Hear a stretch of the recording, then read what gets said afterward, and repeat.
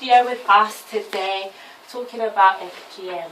As you, before we went on break and cut fast, we had a discussion with her. I'm going to continue the discussion.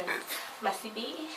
Yes, welcome everyone. I just would like to introduce Mrs Sarian Kamara to the audience out there. And the question that I have, I don't even know how to start because I'm so speechless from what you've explained to us about the Bondo Society in Sierra Leone. But from what I've heard, from past relatives about the Bondo Society, is it true that a female finds it very hard to satisfy her partner because she's being, circumcised because she's been in a Bondo? Well, it's different. Because as you know, there are different types of FGM. They have up to type 4. It's type 1, where it's just pricking. They prick the hood or the head of the clitoris for it to bleed. Okay. Yeah? So that's type 1. Yes. So that's type 1, where there's pricking. I'm going to ask the question again for the audience to understand where I'm coming from. So the question I have today, I'd just like to introduce Mrs Sarian Kamara to the audience. As you all know, she's here today talking about FGM, Bondo Society, as we will take it. And the question that I have for you, because I've heard this, but when I listen to it, sometimes I just feel like that's pure wickedness, but I need to know more about it. Because I haven't been through it, and I'm actually thankful that I haven't been through something like that. But the question I have, is it true that females who have been into the Bondo Society find it very hard to pleasure their partner because they don't feel that sensation of the process? Well, I could say it's different from different women. As you know, there are 4 types of FGM. They have type 1 where there's pricking, where they prick the hood or the head of the clitoris and allow it to bleed. In some community, they cut the top of the clitoris, leaving the labia and the inner lips, For Sierra Leone, and the type that was done on me is my clitoris and my labia, the inner and outer lips was removed. And that's supposed to give you some kind of pleasure.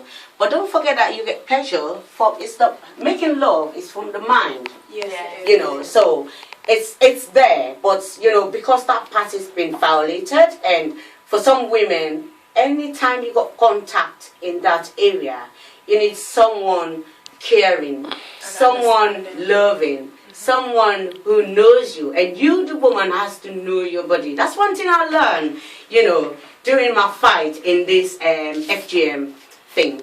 Since I've been through FGM, the Bondo Society, honestly, I did not start to have an orgasm. I think I was like 22 years old or later.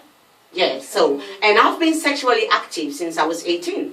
So you see, it's just been like punishment for me throughout, even my first pregnancy, up to my second pregnancy, because I did not have that partner that knows me. And for myself, I did not know that I have to know my body. That's one thing I've been telling the women I work with when I hear some people say they don't have pleasure. I tell them you have to know your body, your partner have to know your body, you have to discuss with your partner about these things because they need to know how to touch you, you need to know where to be touched. I know this is not a topic for us Sierra Leonean or African women where you engage in discussing, especially with your partners.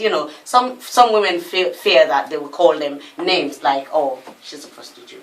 Where I'm coming from, but for me, living here in the United Kingdom, that one thing I thank God for, I was exposed, I read around this area and I get to learn how to find pleasure. Okay, let's say I was going to go to Sierra Leone and my mother wanted to put me part of the Bondo Society. Would that be possible? Would the government still allow that to happen? Or wouldn't they? You mean the government here or the government in Sierra Leone? Both, actually. Government here and Sierra Leone. Because there was an incident during a woman taking her daughter to Sierra Leone. Yes. And when she came back, she got arrested. Mm-hmm. So if I was to go, would and it took place in Sierra Leone. Look, let's say my mum left me there, and she was gonna put me in Bondi. Would the government there respond to it? Not the government here, the government there, because I'm based there. Would they respond to it? How the British? I doubt the government in Sierra Leone would respond to it, but the government here in the United Kingdom would. There is support. They would respond to it. Yeah. So if you know that your mom or anybody is planning to go and initiate you or any other goal, there's help there. You need to go and speak to certain organizations like the ones I work with. I work with Manogarden, Forward UK, Daughters of Eve. There is Equality Now. There are lots of information there, and the governments are onto it. There is a maximum of 14 years imprisonment.